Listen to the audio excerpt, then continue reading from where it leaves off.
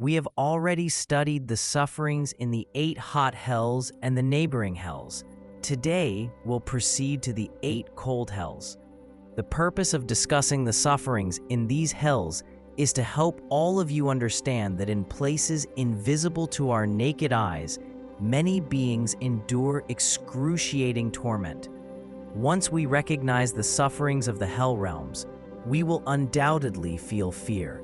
If we reflect on the misdeeds we have committed in the past, we'll realize that none of us can be certain we will not be reborn in the hells and experience suffering after our deaths. Therefore, we should consider whether we have committed wrongdoings that may lead us to fall into the hell realms.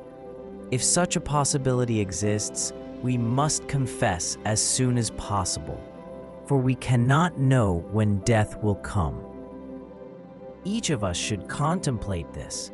As many eminent masters have said, attaining a human life is rare, and it is a blessing to have met a qualified guru and received supreme pith instructions, thanks to the merit accumulated from our past lives over many kalpas. Thus, it is truly unfortunate if someone does not practice diligently now.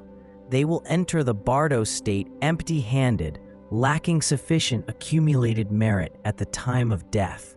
As a result, they could be swept away by the winds of karma into the 3 lower realms.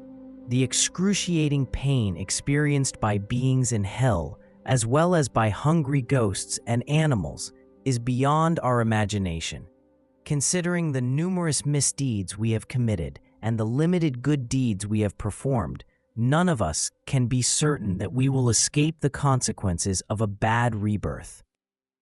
At present, many people do not follow Buddhist teachings, and even among Buddhists, very few, including monastics, often reflect on the sufferings of samsara and are genuinely concerned about falling into the lower realms after death. You may look around and assess how many Buddhists are genuine practitioners. You might then reflect on your life before entering the Dharma and consider whether you have meditated on the sufferings of samsara since embarking on this path, whether such meditations are worthwhile, and whether you should engage in them. We are not animals who are content as long as our basic needs are met. As human beings, we need to contemplate more deeply. In particular, we must understand that we will be driven by our karma and move on to the next life. Just as in this life, we will also fear suffering and seek happiness in the next life. If we do not engage in Dharma practice to protect ourselves in this life, it is certain that our next life will be filled with prolonged and unbearable suffering. Therefore, Dharma practice is indeed very important, and to practice effectively, we must first grasp the fundamental Buddhist teachings. Many non-Buddhists do not believe in the existence of hells. Despite the compelling evidence, they choose to ignore or refute it without any valid reasoning. This is not wise at all. Some Buddhists who genuinely believe in the existence of hells tend to assume they will not face a bad rebirth. They view the concept of hells as a means to scare others away from wrongdoing, believing it has nothing to do with themselves. In fact, this kind of thinking is even more troubling. In fact, regardless of who a person is, he must have planted countless seeds of negative actions in his all-ground consciousness in this life and in previous lives. Once the effects of these negative actions ripen, he has no choice but to experience the resulting torments. Therefore, whenever possible, it is essential to purify our negative actions by chanting the 100-syllable mantra, the mantra of Vajrasattva, among others. At the same time, we should strive to avoid any actions that could lead to a lower rebirth. Of course, given our deeply ingrained habitual tendencies and the ripening effects of karma, no ordinary person can guarantee that he will not commit misdeeds in the future. However, from now on, we should at least strive to be more mindful and less reckless than before. We need to be aware of the law of karma. Otherwise, if we commit misdeeds, we will have to face the consequences ourselves. regarding the torments in the cold hells that I describe below. I hope you will not be like some scholars or archaeologists who focus solely on the literal meaning without engaging in deeper examination. As practitioners, we should reflect on ourselves in the following ways. Have I ever committed misdeeds? If so, will I fall into the hell realm in my next life? If so, can I endure the torments? When I am in the human realm, I feel particularly distressed when temperatures reach 40 to 50 degrees Celsius in summer. I find it unbearable to stay outside for even a short time in winter, and I feel extremely cold if I do not dress warmly when the weather turns slightly cooler. The torments in hell are infinitely worse than this. If I am reborn in a hell, what can I do? Although I am alive at this moment, I may die at any time. Then, I could be driven by the effects of my karma and fall directly into a hot or cold hell. How excruciating that torment will be. If you experience dreadful fear of hell during your meditation, it indicates that you have some understanding of the suffering inherent in samsara. Conversely, if you remain indifferent after hearing about the great qualities of the land of great bliss and the excruciating torments of hell, it suggests that something may be amiss in your practice. The 8 cold hells, according to many shastras, the cold hells are located beneath Jambudvipa. As stated in the commentary of the treatise on the Foundation for Yoga Practitioners, 32,000 yojanas below the ground is the first cold hell, the hell of blisters, and every 2,000 yojanas downward lies another cold hell. However, according to the Abhidharmakosa Samaya Pradipika, the cold hells are not located underground but in an extremely dark realm beyond the iron mountains that surround the 4 continents. Thus, there is no consensus on this matter in the Shastras.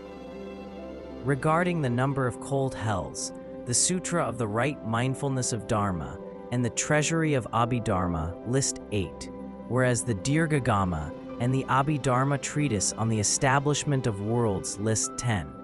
While there is no agreement concerning the location, names, and number of cold hells, it is certain that those who have committed the corresponding misdeeds will inevitably fall into the specific cold hell.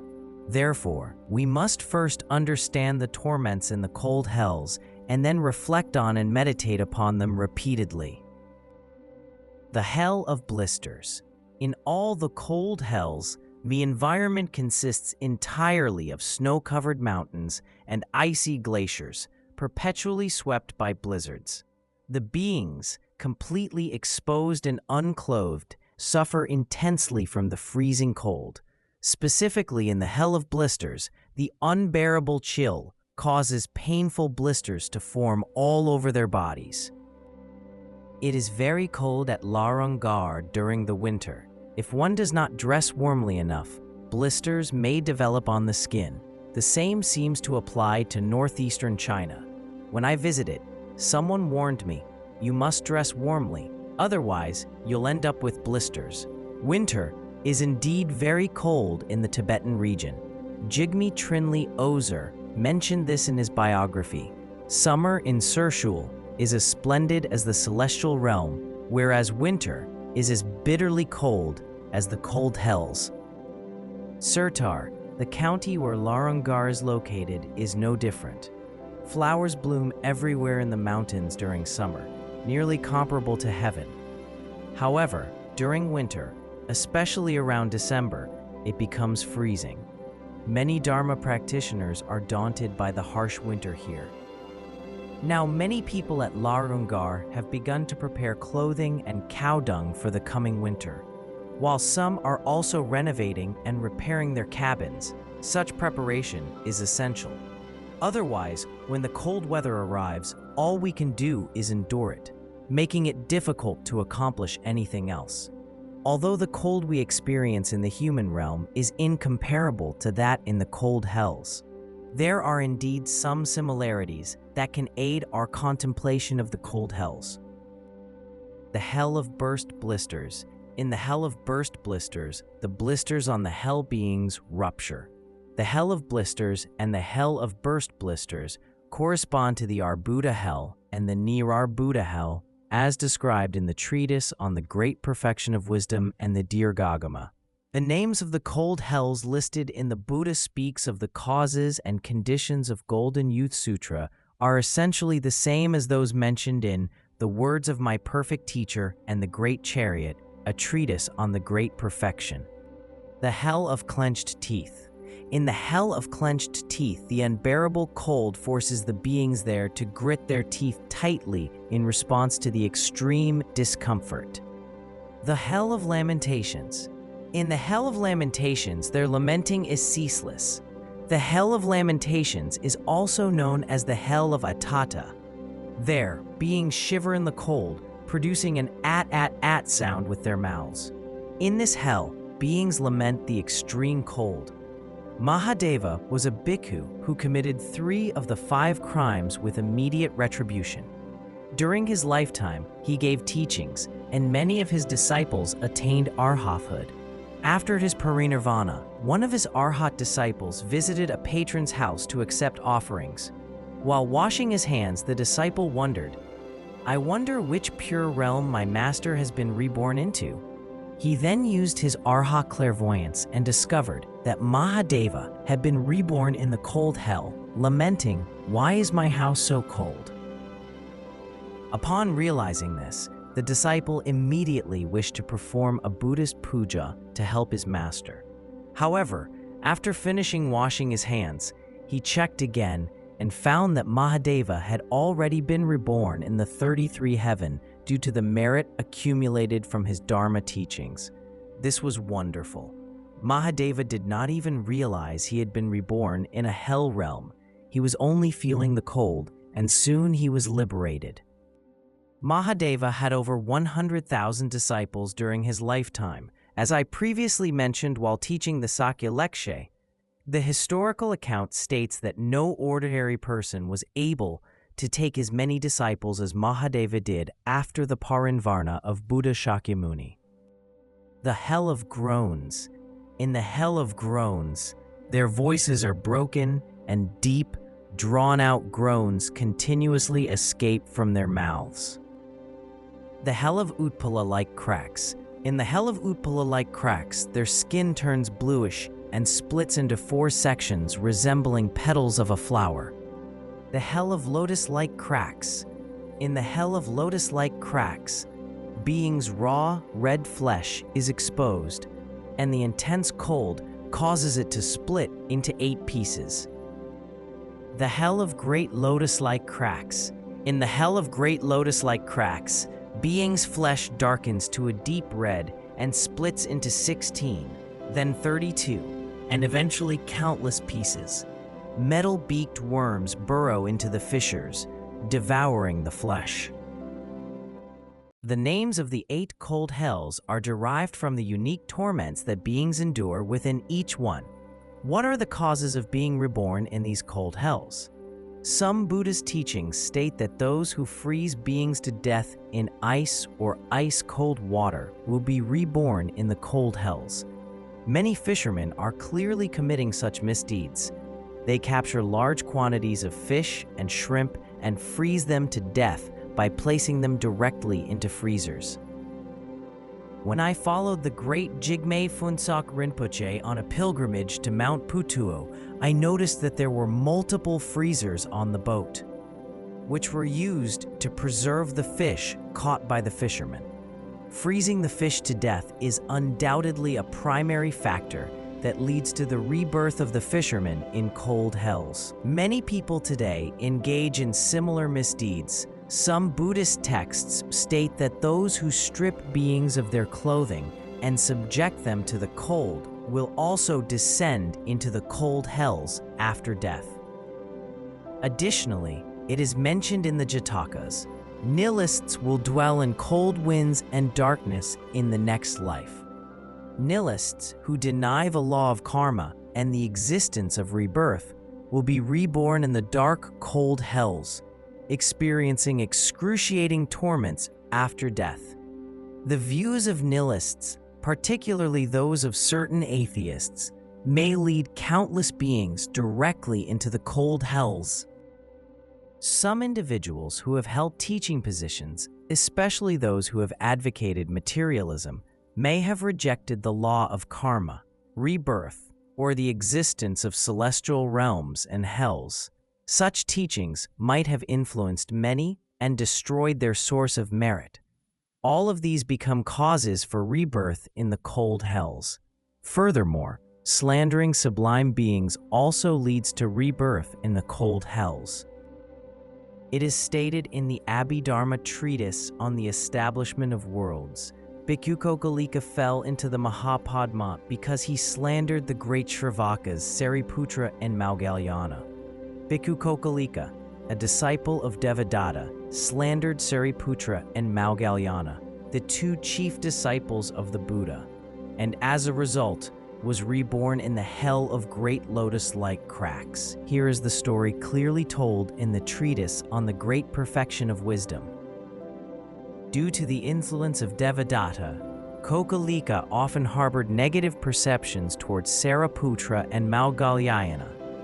One day, after completing their summer retreat, Sariputra and Maudgalyana were traveling to a certain country when they were caught in a heavy rain. Seeking shelter, they went to a potter's house to rest for the night. However, they did not know that a woman was already sleeping in a hidden spot in the house. The next morning, after having an erotic dream, the woman went to take a bath. Kokalika happened to witness her actions and asked, "Where did you sleep last night?" She replied, "In the potter's shed." "Who else was there?" "2 monks." At that moment, Sariputra and Maudgalyana emerged from the potter's shed, leading Kokalika to infer that they had engaged in sexual misconduct with the woman. He subsequently spread that rumor throughout the Sangha and across the country, publicly slandering the two great Shravakas. Brahma attempted to prevent Kokalika from slandering Sariputra and Maudgalyana, asserting that the two sublime beings would never behave in such a manner. However, Kokalika ignored him. Later, when Kokalika visited the Buddha himself tried to dissuade Kokalika from his slanderous behavior and scolded him 3 times. Yet Kokalika refused to stop, rose from his seat, and departed. As you can see, when a person's karmic effects have ripened, even the Buddha himself cannot dissuade the individual from committing misdeeds, let alone other persuaders. Later, Kokalika returned to his room, and sores and festering wounds began to appear on his body. He died that night and fell into the hell of great lotus-like cracks. Through this case, the Buddha taught the Sangha about the lifespan and sufferings of the 8 cold hells. Detailed descriptions can be found in the 13th volume of the Treatise on the Great Perfection of Wisdom. If you are interested, you may refer to the text. To summarize, there are 3 primary causes for rebirth in the cold hells: holding nihilistic views, slandering sublime beings, and causing the death of other sentient beings through freezing. The compilation of extraordinary stories in Sutras and Vinaya states that those who slander sublime beings will be reborn in the cold hells. Therefore, slandering arhats, including Sariputra and Maudgalyana, will certainly result in rebirth in the cold hells. In a broader sense, those who generate aspirational bodhicitta and practical bodhicitta can also be regarded as sublime beings, as mentioned in the Way of the Bodhisattva. Should bodhicitta come to birth in those who suffer, chained in prisons of samsara, in that instant they are called the children of the blissful one, revered by all the world, by gods and humankind. Therefore, since we do not know who has already generated bodhicitta, it is best to refrain from speaking ill of anyone. If you are a member of the management team of a monastery, you may need to address someone's actions in order to uphold the pure precepts for the Sangha. Otherwise, even if you discover an inappropriate action, you do not have to make it known to many people unless it is absolutely necessary.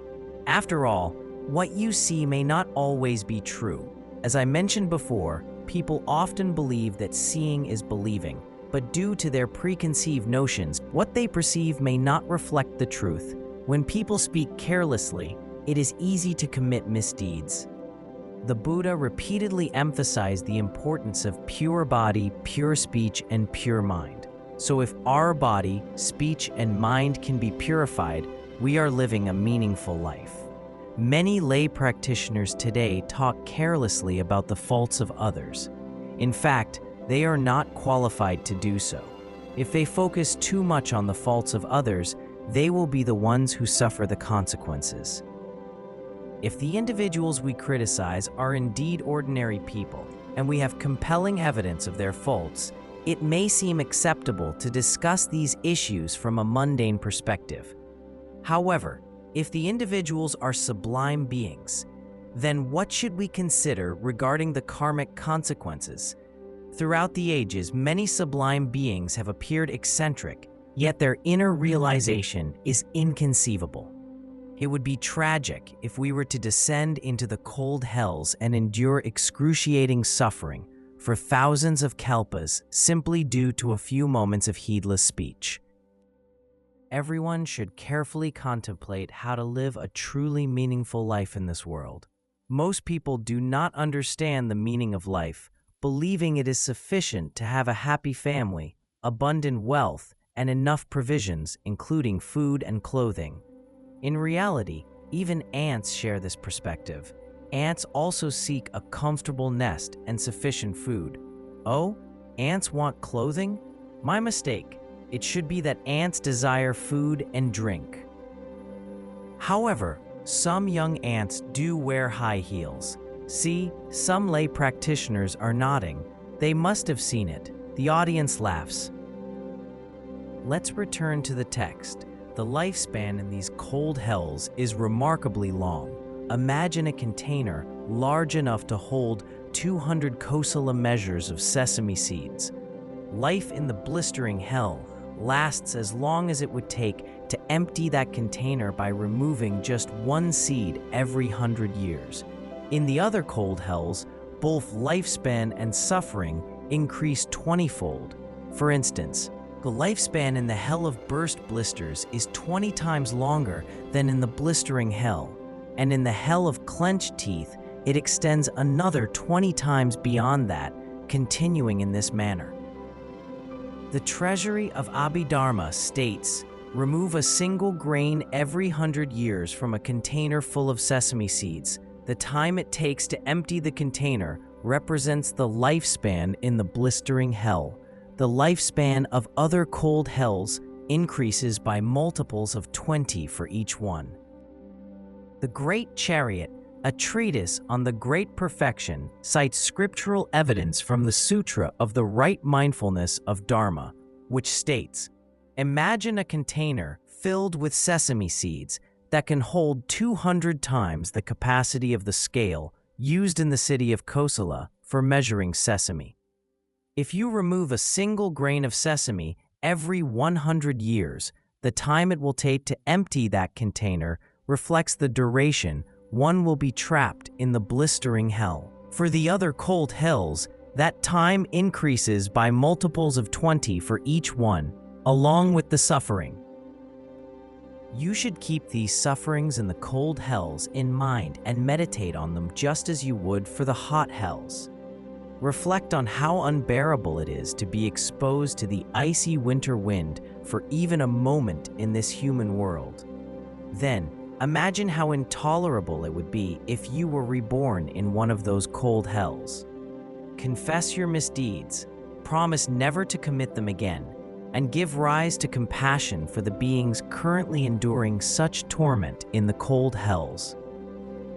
Such a meditation should not be too difficult. Many masters have implemented this practice in the past. For example, on the coldest winter days, we stand outside naked or dressed very lightly to truly feel the cold. When we can no longer endure it, we contemplate, what should I do if I am reborn in cold hell? Or I am currently experiencing the torments of cold hell. Additionally, we might think, I am not living in cold hell in this life, but since beginningless time, many of the misdeeds I have committed, must be the causes for being reborn in cold hells. Therefore, I cannot be certain that I will not fall into hell in the future. What should I do? During our meditation, we should repeatedly contemplate in this manner. Then, as we meditate on the hot hells, we continue to think, at present, I am not actually living in those hells. It is still not too late to confess my faults. I have encountered an authentic spiritual teacher and received profound instructions, and I am now living in Jambudvipa, where there is always an opportunity to change my life if I practice the Dharma. Therefore, I must confess my past misdeeds with intense remorse. From now on, I will never again commit acts that lead to rebirth in the hell realms. Meanwhile, we should consider the mild cold in the human realm already feels unbearable to me, so I can only imagine how excruciatingly unbearable the extreme cold must be in the cold hells, where my parents, loved ones, and friends since beginningless time are currently suffering. Then, we should develop overwhelming and intense compassion for them. Close our eyes and meditate in this way. In fact, when you meditate according to Longchenpa's practical instructions of Longchen Nyingtik, your practice will be more effective if you integrate each instruction with the content covered in Patrul Rinpoche's text.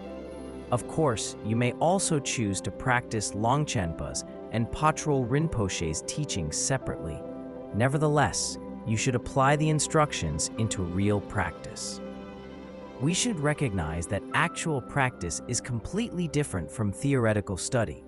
If we understand only the literal descriptions of the cold hells without engaging our mind and heart in real practice, our minds will not change significantly. However, if we do engage in real practice, at a certain point, we will feel, this is not just a theoretical assumption. I will indeed be reborn in these worlds when I die. With this realization, we will be fearful day and night of falling into the hell realms. Consequently, we will be diligent in our purifying practices and remain careful in our words and actions, thereby greatly reducing the possibility of falling into hell. The night before last, I dreamed that I had fallen into the realm of the pretas, or hungry ghosts, which was very frightening. In the dream, I was trying to change this karmic effect, but was unable to do so. When I woke up, my heart was still pounding. I thought the dream might be a sign that I would fall into the realm of hungry ghosts because of my actions in this life or previous lives. I have felt a bit anxious over the past 2 days, so I've been reciting the Vajrasattva mantra daily, though it may not change anything. We live in this world, and in fact, everything resembles a dream and holds little meaning. Many people place too much emphasis on fame and fortune in this life and are willing to do whatever it takes to achieve their goals.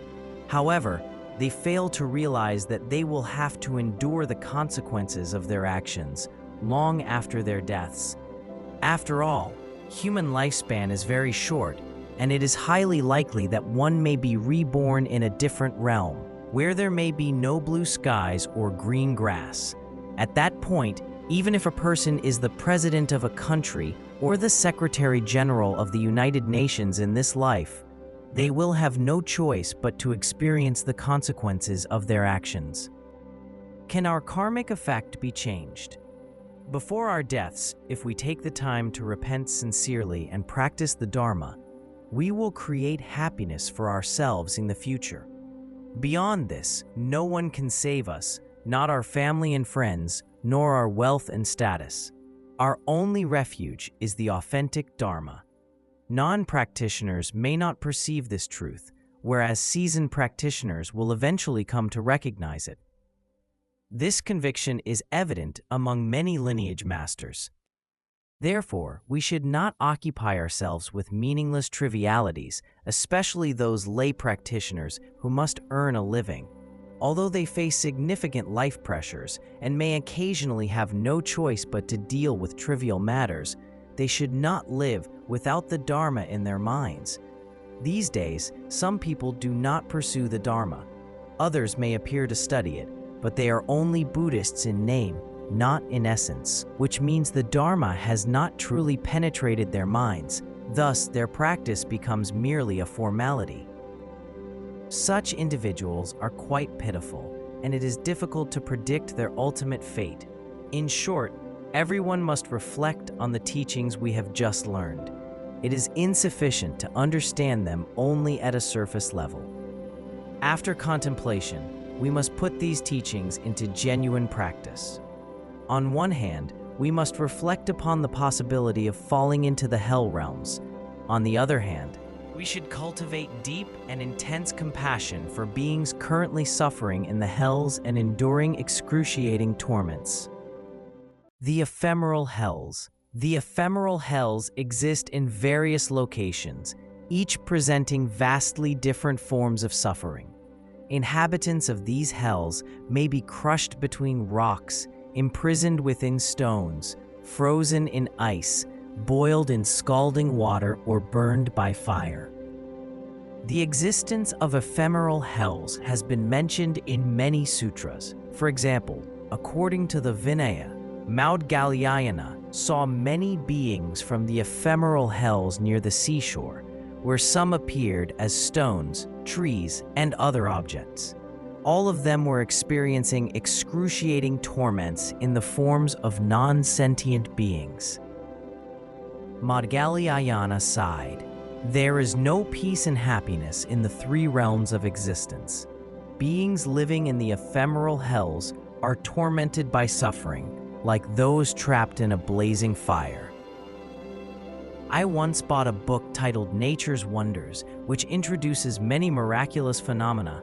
For example, in the Pyrenees, a mountain range straddling the border of France and Spain, there is a crying rock. On sunny afternoons, the rock emits a sound resembling a girl crying, hence its name. In 1997, a news report stated that in the forests of northern Myanmar, there is also a crying rock. The rock is usually silent, like any other rock, but on rainy days, it produces a sound akin to a person wailing. We are currently building the Dharma Hall for nuns at Lerungar. It has been raining in recent days, which has delayed the construction progress. When it rains, I feel sad, worrying that the construction may not be finished on time. Sometimes I think, if I die suddenly, will I be reborn inside a rock and produce a crying sound every rainy season? After all, karmic effects are beyond our imagination, so such a rebirth does make sense. Actually, beings in the ephemeral hells can sometimes be observed in real life. For example, in 2006, Mr. Lee, a stonemason from Shandong province, split a large bluestone in half during one of his stone mining trips and found 2 worms living inside. It is hard to believe that these 2 living beings survived inside an airtight rock without oxygen. According to the Compendium of Materia Medica, a worm living inside a rock is called shi-ha, meaning worm of stone shrimp. It is highly valued and can be used to treat eye diseases. Knowing this, Mr. Lee quietly hid the 2 worms. So far, science has not provided a valid explanation for how the worms can survive inside a rock.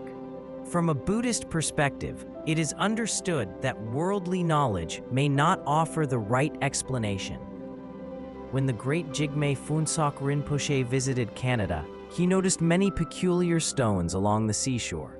The shapes of these stones were somewhat unusual, and the locals could easily identify them. It was said that there were living beings inside the stones because when placed in a certain position, they rolled slowly on their own. However, the locals were unsure of what exactly resided within the stones. In addition to being trapped in rocks, some beings from the ephemeral hells are frozen in ice, similar to certain fish in the Tibetan region that remain frozen in winter and come back to life in summer. Some beings are burned in fires, like the rats mentioned in Rongzom Choki Zongpo's Entering the Way of the Great Vehicle. Others are cooked in boiling water yet still remain intact and alive. Some other beings of the ephemeral hells feel as though they are the trees being chopped down when someone cuts their branches. Others experience suffering by identifying their bodies with everyday objects in constant use, such as mortars, brooms, pans, doors, pillars, stoves, or ropes. Doors, brooms, and other items we use may appear to be non-sentient objects, but they could be beings of the ephemeral hells, suffering tremendously when utilized. Of course, not all doors are beings of the ephemeral hells. Otherwise, you might hesitate to open your door, thinking, "Ah, this is a being of the ephemeral hells." Here are two stories about beings in the ephemeral hells. One is about the fish seen by Lingje Repa in Yamdrok Lake, and the other is about the frog that the Siddha Tangtong Gyalpo found inside a stone. Story 1. The fish seen by Lingje Repa in Yamdrok Lake. According to historical accounts, Yamdrok Lake was created during Dakini Yeshe Tsogyeal's meditation in Yamdrok. It is said that a piece of pure gold, thrown by a Bonpo practitioner, was miraculously transformed into water. Another historical account regarding the formation of the lake states that it was initially 9 small individual lakes. Dakini Yeshe Tsogyeal was concerned that the lakes would dry up and the creatures living inside would perish, so she recited prayers and mantras while throwing 7 tails of gold into the air, merging all the small lakes into what is now known as Yamdrok Lake. Additionally, another historical account suggests that the lake existed before Dakini Yeshe Tsogyeal's arrival. Legend has it that long ago, the lake was merely a spring, and nearby lived a wealthy family with a servant named Dawa. One day, Dawa saved a goldfish near the spring, which transformed into a beautiful Naga woman who granted Dawa a wish-fulfilling jewel. Eventually, the wealthy host discovered this and forced Dawa to return to the spring, demanding she summon the Naga woman. When Dawa refused, the wealthy host pushed Dawa into the spring, leading to his drowning. At that moment, the Naga woman appeared and unleashed a flood that engulfed the wealthy host. Thus, Yamdrok Lake was formed. It is about 170 kilometers from Lhasa to Yamdrok Lake, and over 500 kilometers from Yamdrok Lake to the Nepalese border. It is one of the 4 renowned lakes in the Tibetan region, spanning over 6 square kilometers. It is so long that walking from its starting point at Lungkengshen to its endpoint at Zemaguru takes several days. On his way to India in 1990, the great Jigme Phuntsok Rinpoche passed by this lake with us. The lake was stunning at first sight, and my immediate reaction was to take photos with my camera. His Holiness then scolded me, saying, "You people, why do you just take a camera and shoot photos? When coming to a sacred place, the first thing to do is to make the aspiration." After that, I dared not take any more photos. The great Jigme Phuntsok recited some prayers at the lake and also shared the following story from the words of my perfect teacher. Here is the story about the fish. One day, Lingje Repa, a highly accomplished master, gazed at Yamdrok Lake and began to weep, exclaiming, "Poor thing, do not misuse offerings, do not misuse offerings." When those around him asked what he meant, Lingje Repa explained, "The consciousness of a lama who misused offerings has been reborn in an ephemeral hell in this lake and is enduring immense suffering." Curious, they wanted to see what he was describing. In response, Lingje Repa miraculously caused the lake to dry up instantly, revealing a massive fish whose body stretched across the entire lake. The fish writhed in torment as it was covered in tiny creatures devouring it alive. When his attendants asked who it was that was enduring such horrific karmic effect, Lingje Repa replied that it was Sangla Tanakchen, the Black Horse Lama of Sang. This Lama had possessed great power and blessings in his speech. Even a glance from him could heal those afflicted by spirits. As a result, he was deeply revered throughout the 4 provinces of U and Sang. However, during funeral rites, when performing the transference of consciousness for the deceased, he would demand an excessive number of horses and cattle as payment for each pet he uttered. This misuse of offerings led to his terrible rebirth as the massive fish, a being of the ephemeral hells. This Black Horse Lama must have been quite renowned. Some lamas were famous around Lhasa, but not known in Kham and Amdo, while others were well known around Qinghai, yet remained unknown in Kham. In the past, transportation and information technology were not well developed, so many things or people were unknown to others. In comparison, this Lama was highly renowned in the 4 provinces of Yu and Sang, indicating that he was obviously a very famous Lama. Therefore, if a Lama receives the deceased's possessions but does not perform the transference of consciousness properly, he will undoubtedly experience a miserable rebirth. We ordinary monastics should pay more attention to this. We must perform the transference of consciousness properly. The offerings from the deceased's possessions should be used for things related to the 3 jewels or other meaningful causes. We must not use these offerings for negative purposes. Otherwise, the consequences will be severe.